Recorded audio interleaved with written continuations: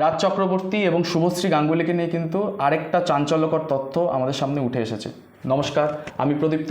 খবর ও কথা চ্যানেলে আপনাদের সবাইকে জানাই স্বাগত। নির্বাচনের ফলাফল ঘোষণার ঠিক একদিন পরেই টলিউড পরিচালক তথা তৃণমূল প্রার্থী রাজ চক্রবর্তী এবং তার স্ত্রী শুভশ্রী গঙ্গোপাধ্যায় সপরিবারে দেশ ছাড়ছেন বলে জানা গেছে। সোমবার ফলাফল ঘোষণার পর থেকেই উত্তপ্ত হয়ে ওঠে ব্যারাকপুর এলাকা।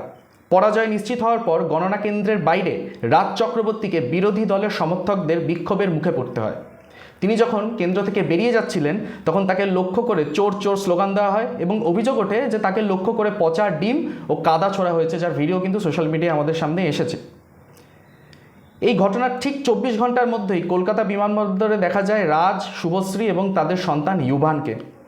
বিরোধীদের দাবি, নির্বাচনী পরবর্তী যে অশান্তি এবং জনগণের ক্ষোভের হাত থেকে বাঁচতেই তারা কিন্তু দেশ ছেড়ে নিরাপদ আশ্রয়ে যাচ্ছেন।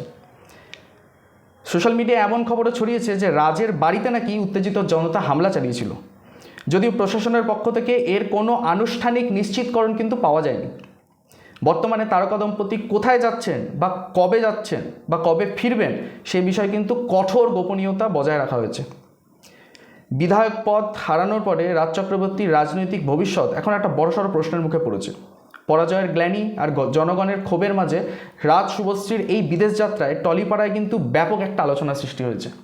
আপনারা জানেন, দেবকে ঘিরেও কিন্তু চোর চোর স্লোগান দেওয়া হয়েছে এবং দেব এর পরিপ্রেক্ষিতে বলেছেন তিনি অভিনয়টাই ভালো পারেন, রাজনীতি তার জন্য না। সেটা 10 বছর রাজনীতি করার পরে তারপরে মনে হলো।